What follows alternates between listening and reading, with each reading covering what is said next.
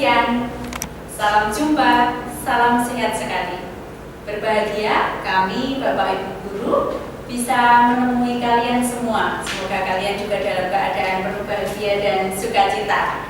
Sudah sekitar 8 bulan kita PJJ ya, nggak ketemu langsung, pasti ada rindu-rindu bagaimana gitu loh. Baik, pada kesempatan ini kami Bapak Ibu Guru akan menyampaikan terkait dengan proses pembelajaran ke depan, yaitu kami akan mengkolaborasikan beberapa mata pelajaran menjadi satu mata pelajaran. Mengapa kok dipersatukan? Karena ada chemistry, ada hal-hal yang matching yang bisa disatukan. Coba bayangkan kalau kalian berteman, punya teman yang punya kecocokan, yang punya chemistry, pasti belajarnya, bertemannya akan lebih asik.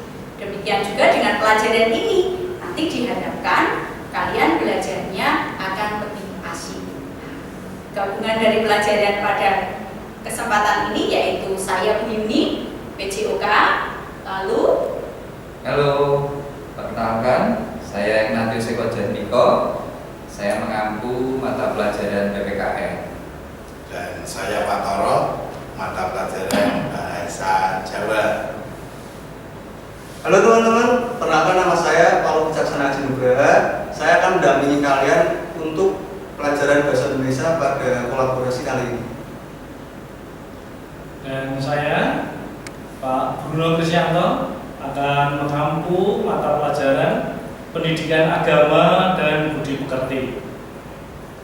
nah, kami bersatu 2, 3, 4, 5 nanti akan belajar bersama kalian dalam kolaborasi mata pelajaran dengan tema bahaya nafsa yang bisa mengancam persatuan dan kesatuan bangsa.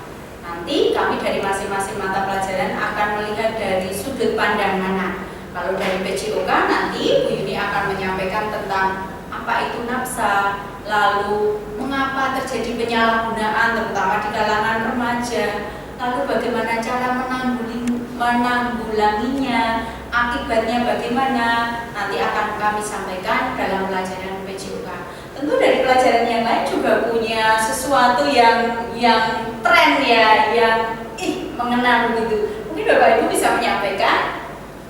Ya, dari saya untuk pelajaran PKN kali ini dengan kompetensi dasar menganalisis berbagai macam ancaman di bidang ideologi, politik, ekonomi, sosial budaya, dan pertahanan keamanan, dan secara khusus dalam pembelajaran Benjet ini kolaborasi kita akan membahas tentang bagaimana ancaman bahaya narkotika terhadap kelangsungan hidup bangsa. Terutama saat ini rekan-rekan muda yang ada di rumah, kalian tahu bahwa setiap hari 50 anak muda meninggal karena narkoba. Nah, dengan demikian pembelajaran kolaborasi ini nanti mengajak kalian selalu berpikir critical thinking bagaimana untuk mengatasi bahaya narkoba ini agar kita tidak terjerumus. Mungkin ada tambahan lagi dari Dan untuk mau pelajaran Bahasa Indonesia, tadi di PKN pasti ada penjelasan mengenai nafsa itu sendiri. Di dalamnya pasti terdapat ceramah dan cara menjelaskan opini ataupun argumentasi berdasarkan sumber-sumber.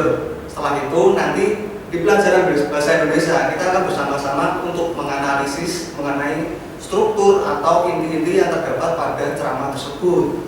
Selain itu nanti kita akan bersama-sama untuk membuat produk dan pastinya tidak jauh dari yang namanya struktur-struktur tersebut. Kalau saya dari segi agama ya, banyak memang orang-orang yang melakukan nafsa atau mengalami penyalahgunaan obat-obat terlarang yang akibatnya itu ada AIDS, HIV dan sebagainya. Seringkali mereka itu dalam hidup bermasyarakat mereka terkucilkan, diasingkan. Banyak orang takut, wah menek ketularan, wah menek jojo melu-melu dan sebagainya. Nah, bagaimana kemudian dari pandangan gereja tersendiri tentang atau pandangan gereja terhadap mereka yang merasa bahwa orang-orang itu harus disingkirkan, diasingkan. Kita dapat teladan dari Yesus sendiri. Ya, Yesus memberikan teladan bagaimana Yesus menghadapi orang-orang yang hidupnya tersingkirkan, seperti misalkan orang yang kedapatan berzina.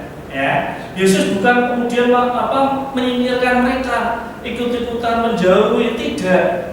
Tetapi Yesus justru malah menyelamatkan mereka. Bagaimana supaya mereka itu hidupnya tidak diasingkan, bahkan mungkin akan dijatuhi hukuman raja. Tetapi Yesus justru menyelamatkan wanita itu yang hidupnya terancam karena apa? Diperlakukan secara tidak adil. Demikian juga dalam kisah-kisah yang lain masih banyak. Silakan nanti anak-anak buka kitab suci, cari bagaimana sikap Yesus terhadap mereka yang hidupnya itu tersingkirkan. Bagaimana Yesus menyelamatkan mereka. Itu ya. Oke, terima kasih. Jadi Pak Bruno, kalau ada kasus misalnya dia sudah terkena kecanduan narkoba itu, berarti mestinya kita harus menyelamatkan ya Pak? Kalau kita rangkul, kita selamatkan supaya hidupnya selamat, bebas dari kecanduan tadi, termasuk HIV/AIDS tadi ya Pak? Wah, luar biasa sih. Ada juga ada tempat rehabilitasi untuk anak-anak narkoba itu ya. Tapi itu ada istilah juga, jauhi narkoba bukan orangnya. Iya, betul. Jauhi narkoba bukan orangnya. Tapi kalau bisa jangan sampai masuk ke narkoba. Bagaimana dengan pandangan bahasa Jawa Monggo Pak Toro? Jadi bocah-bocah sing atas nani, apa sing wis dirembug dening Pak Aji, Pak Bruno, Bu Yuni, Pak Jatmiko mau kabeh kuwi yang dumadi ana ing saking wetengene awake dhewe. Awake dhewe ora iso selak. Apa meneh jaman saiki akeh nom-noman generasi muda sing dalam dunia pergaulane, dalam dunia kebiasaane akeh sing wis nyimpang. Ana sing pacaran sok kebablasan, ana sing menyalahgunakan narkoba. Nah, kabeh mau dipandang dari berbagai macam aspek orang prayoga. Luwe-luwe apa sing diaturke Pak Bruno dipandang dari segi agama jelas itu salah. Mulane awake dhewe minangka generasi muda kudu bisa menehi penjelasan-penjelasan, bisa ngowahi gaya hidup anak muda kanthi cara apa? Kanthi cara orasi utawa kanthi cara pidato utawa sesorah. Nah, yang kowe kabeh bisa martakake apa to sing dadi kelemahan-kelemahan anak muda saiki lewat bahasamu dalam berpidato, saya kira akan banyak sekali membantu usaha-usaha pemerintah dalam menjauhkan generasi muda ini dari perbuatan-perbuatan sing nyimpang sehingga jadi generasi muda sing kukuh, sing bisa siap membangun negara ini. Saya kira gitu Bu Yuni Pak Zeni. Berarti dengan blended mata pelajaran ini kita akan yakin anak-anak kita bisa kreatif, menunjukkan ide-ide kreatif. Lalu pertanyaannya, bagaimana teknis mereka belajar? Nah, kurang lebih demikian anak-anak. Dalam waktu 1 minggu ada 5 hari sekolah, Senin, Selasa, Rabu, Kamis, Jumat. Kalian akan belajar dari mata pelajaran blended ini. Lalu teknisnya pada hari pertama kami Bapak Ibu Guru akan sosialisasi lagi melalui video, melalui PPT dan seterusnya. Kemudian kami juga akan menyampaikan materi secara tertulis kepada anak-anak, entah berbentuk dokumen, entah berbentuk PPT. Kami akan sampaikan secara rinci materi tertulis tersebut. Dan lebih mudah mungkin gini Bu Yuni. Jadi dalam mengerjakan itu biar anak juga merasa happy, merasa senang, tidak merasa jenuh. Mungkin akan dibentuk secara kelompok-kelompok kecil.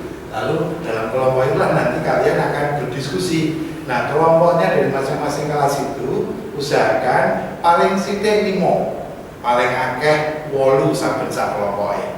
Nah, nanti dalam kelompok gue mau garap bareng, sinau bareng, apa yang dijelaskan oleh Bu Yuni tadi. Betul, leres Pak. Dan jangan sampai ada yang tidak mendapatkan kelompok. Yes. Ya.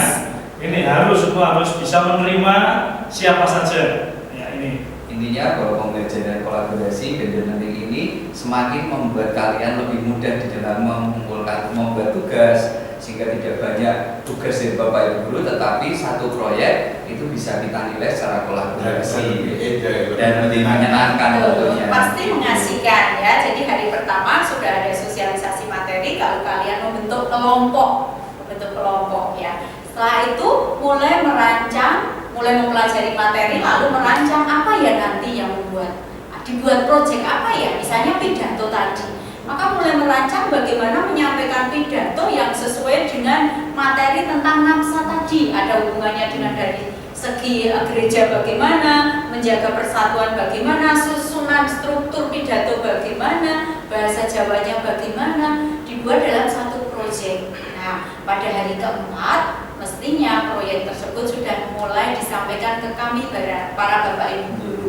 Jika ada kekurangan, pasti kita akan menerima konsultasi setiap saat. Begitu. Lalu penilaiannya bagaimana? Penilaian ulangan harian akan kami berikan dengan kalian menjawab 1-2 soal saja. Itu berarti sudah mendapat nilai pengetahuan dari ulangan harian. Lalu nilai tugas didapat dari mana? Ya dari proyek tadi. Dilihat dari materinya sesuai atau tidak dan seterusnya. Kalau nilai keterampilan didapat dari mana ya Pak Jack ya? Ya dari hasil produk itu ya, proyek itu. Pidato dari Pak Koro ini juga bisa menjadi penilaian keterampilan. Bagaimana anak mengemas tugas yang kita berikan ini dalam bentuk kreatif, entah itu dalam bentuk video atau kemudian dalam bentuk pidato tadi. Semakin banyak kreasinya, saya kira akan semakin bagus nilainya. Jadi Iya. anak-anak mungkin gini, ketika Anda bekerja dalam kelompok itu ada salah satu yang menyunting di video. Ini loh bukti bahwa kami kerja kelompoknya. Ya, ada prosesnya gitu ya Pak Koro ya. Lalu proyek yang dihasilkan mungkin ada yang animasi, mungkin ada yang praktek berpidato, mungkin ada yang berupa Vlog, itu bisa ya Pak? bisa apa? Vlog juga bisa. Poster. Iklan juga bisa. Yes. Ya, Oh, banyak. intinya ajakan untuk menghindari narkoba itu Banyak sendiri. cara dikemas dengan kreatif, menyenangkan dan tujuannya tercapai. Baik. Jadi dengan belajar blended ini kerja kalian nggak terlalu berat anak-anak. Cukup menjawab pertanyaan lalu membuat suatu proyek dalam waktu 1 minggu selesai. Kalian sudah mendapatkan nilai pengetahuan, nilai keterampilan, nilai sikap. Nilai sikap didapat dari mana? Dari keaktifan kalian pada saat belajar kelompok. Maka pastikan tadi di video setiap kali belajar kelompok lalu membuat daftar hadir kelompok ada tanda tangannya. Itu nanti masuk ke nilai sikap. Oh, sesuatu sekali. Jadi ya, satu proyek itu bisa mendapatkan nilai beberapa mapel ini, ya Pak ya. Ya, dan selama proses mengerjakan tadi, kami berlima ini selalu terbuka untuk mendampingi kalau ada kesulitan-kesulitan, pertanyaan-pertanyaan. Saya kira baik di konsultan, baik ke Pak Haji, Pak Bruno, Bu Yuni, Pak Jat atau ke Pak Toro, kami semua terbuka tangannya untuk selalu membantu. Dan nanti di hari terakhir mungkin salah satu atau salah 2 perwakilan dari kelompok ini datang ke sekolah menemui Bapak Ibu guru untuk menyerahkan hasil proses kerja kalian. Saya kira gitu ya. Iya. Itu Kalian bisa bekerja di rumah kalau memungkinkan. Kalau kesulitan datang aja ke sekolah dengan menerapkan protokoler kesehatan. Bahkan kalau ke sekolah langsung bisa bertanya kalau sulit begitu. Dan nanti materi-materi dari kami berlima ini akan disampaikan melalui Google Classroom. Nah, bocah-bocah iso buka Google Classroom dipelajari, yang ana sing kangelan kesulitan silakan bertanya. Gitu ya Caca, menyenangkan kan? Yes. Bagus, saya kira sampai di sini jelas ya. Semoga Anda semua semakin kompak, semakin semangat, semakin rajin dalam belajar. Walaupun situasi pandemi macam ini, jangan pernah patah semangat. Tetap semangat, maju terus, Tarsius hebat. Ya.